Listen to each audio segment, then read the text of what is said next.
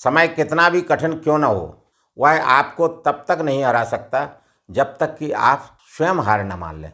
इसलिए कर्म करें, धैर्य रखें और विश्वास को कभी भी डगमगाने न दें। साथियों नमस्कार, मैं आर.एस. खरे अपने चैनल मातु पितृ ज्योतिष ज्ञान के माध्यम से आप सभी दर्शकों का हार्दिक अभिनंदन स्वागत करता हूं। इस वीडियो में हम सिंह राशि वाले जातकों के लिए देवगुरु बृहस्पति का वृषभ राशि में वक्री गोचर की चर्चा करेंगे, क्योंकि देवगुरु बृहस्पति ज्योतिष में सबसे शुभ, ज्ञान, धर्म, संपत्ति के कारक देवगुरु बृहस्पति 1 मई 2024 से सिंह राशि वाले जातकों के दशम भाव में वृषभ राशि में गोचर करते हुए चले आ रहे हैं। लेकिन 9 अक्टूबर 2024 से यह अपनी चाल बदलेंगे और वक्री चाल से गोचर करेंगे और इनका गोचर 4 फरवरी 2025 तक रहेगा। यानी 118 दिन का देवगुरु बृहस्पति का ये वक्री गोचर सिंह राशि वाले जातकों के लिए क्या परिणाम देगा, कैसे फल देखने को मिलेंगे, इन्हीं सब बातों की चर्चा इस वीडियो में विस्तार से करेंगे।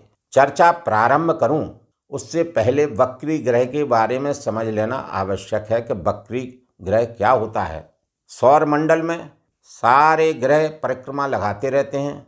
उस परिक्रमा लगाते लगाते उस परिक्रमा भ्रमण के दौरान जब किसी भी ग्रह की स्वाभाविक गति से गति कम हो जाती है, धीमी हो जाती है, तो उस स्थिति को ग्रह का वक्री होना कहते हैं। उसे कहते हैं कि ग्रह वक्री हो गया, जबकि ग्रह वक्री होता नहीं है, ग्रह उल्टा चलता नहीं है। बस जब ग्रह दूसरे ग्रहों की अपेक्षा कम गति में चलता है तो पृथ्वी से देखने से ऐसा महसूस होता है कि ग्रह उल्टा चल रहा है, वक्री चल रहा है, लेकिन चलता नहीं है। ग्रह तो प्रयत्न करता है हम स्लो न चलें, उसके लिए ग्रह सदैव प्रयत्न करता रहता है। उस प्रयत्न करने में अपनी चेष्टा रखता है, कोशिश करता है और चेष्टा करता रहता है आगे चलने की। उस चेष्टा को करते करते उस ग्रह का बल बढ़ जाता है, जिसे चेष्टा बल कहते हैं। चेष्टा बल बढ़ने से क्या होता है, वह ग्रह वक्री काल में समस्त चराचर जगत को विशेष रूप से प्रभावित करने लगता है। वह प्रभाव शुभ अशुभ दोनों होते हैं और यह स्थिति परिस्थिति पर निर्भर करते हैं। जातकों की लग्न कुंडली में उस ग्रह की स्थिति पर निर्भर करते हैं। क्योंकि यहाँ पर देवगुरु बृहस्पति के वक्री होने की चर्चा चल रही है, तो देवगुरु बृहस्पति सिंह राशि वाले जातकों के दशम स्थान में वृषभ राशि में गोचर करते हुए वक्री हो रहे हैं तो इनका चेष्टा बल बढ़ जाएगा।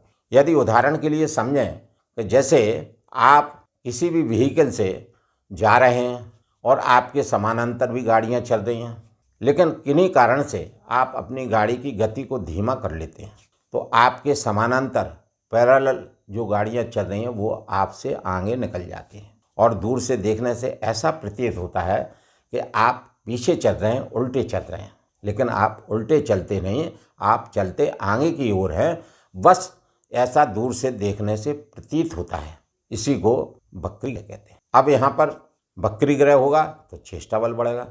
चेष्टा बल बढ़ेगा तो अपने से एक घर पहले वाले भाव को भी अपने प्रभाव में लेगा। जैसे देवगुरु बृहस्पति सिंह राशि वाले जातकों के दशम भाव में वृषभ राशि में गोचर करते हुए वक्री हो रहे हैं, तो अपने से एक घर यानी भाग्य भाव को क्या करेंगे, अपने प्रभाव में लेंगे। जो इस भाव से पूर्व में कार्य छूट गए थे वो कार्य देवगुरु बृहस्पति इस वक्री काल अवधि में करा सकते हैं। और चूंकि यह 3 नक्षत्रों से गोचर करेंगे, सबसे विशेष बात है देवगुरु बृहस्पति के इस वक्री काल में कि इनका जिन 3 नक्षत्रों से गोचर होगा उन नक्षत्रों के स्वामी ग्रह देवगुरु बृहस्पति के परम मित्र हैं। देवगुरु बृहस्पति का नक्षत्र गोचर इस वक्री काल में कृतिका, रोहिणी, मृगशिरा नक्षत्र से होगा, जिनके स्वामी क्रमशः सूर्य, चंद्र, मंगल देव हैं। और यह तीनों ग्रह देवगुरु बृहस्पति के परम मित्र हैं और यह तीनों ग्रह आपस में भी मित्र हैं। अतः चारों ग्रह आपस में परस्पर मित्र होते हुए देवगुरु बृहस्पति के वक्री काल में शुभ फल देंगे और उन शुभ फलों का प्रभाव परिणाम चराचर जगत में सभी राशि वालों को किसी न किसी रूप में शुभ परिणाम कुछ ना कुछ अवश्य मिलेगा। यहाँ पर मैं अपने प्रिय दर्शकों से विनम्र अनुरोध करूँगा कि मेरे द्वारा अभी तक दी जा रही जानकारी यदि अच्छी लग रही हो, सटीक लग रही हो, तो कृपया आप अपने मातृ पितृ ज्योतिष ज्ञान चैनल को लाइक, सब्सक्राइब एवं शेयर करना न भूलें। अब देवगुरु बृहस्पति दशम भाव में बैठते हुए कितने भावों को प्रभावित करेंगे? 7 भावों को प्रभावित करेंगे। 7 भाव एक्टिवेट होंगे।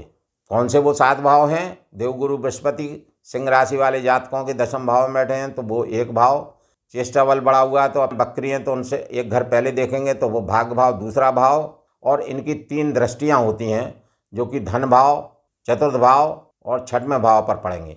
तो 3 ये और 2 वो 5, और 2 भावों के स्वामी हैं धनु और मीन राशि के, तो पंचम भाव और अष्टम भाव। तो ये टोटल 7 भाव हुए। इन 7 भावों को एक्टिवेट करेंगे और इन 7 भावों के कारकों से, चीज़ों से आपको शुभ और अशुभ फल प्राप्त होंगे। वह शुभ और अशुभ फलों की प्राप्ति निर्भर करेगी सिंह राशि वाले जातकों की लग्न कुंडली में देवगुरु बृहस्पति की स्थिति पर। देवगुरु बृहस्पति की स्थिति कैसी है? देवगुरु बृहस्पति लग्न में उच्चस्थ हैं, शुभ हैं, अंश बल में मजबूत हैं, शुभ ग्रहों से दृष्ट हैं, शुभ भाव में गोचर कर रहे हैं और आपकी लग्न के लिए योग कारक हैं। तो देवगुरु बृहस्पति इस वक्री काल में 118 दिन के लिए सिंह राशि वाले जातकों को बेहद शुभ फल देंगे।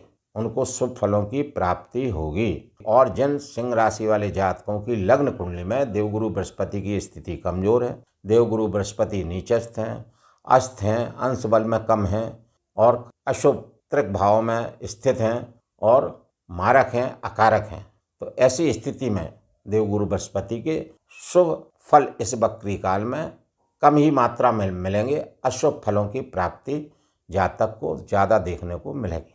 अब चूँकि देवगुरु बृहस्पति सिंह राशि वाले जातकों के दशम भाव में गोचर कर रहे हैं तो यहाँ पर पंचम दृष्टि से धन भाव को देख रहे हैं, तो धन की वृद्धि होगी, धन प्राप्त होंगे।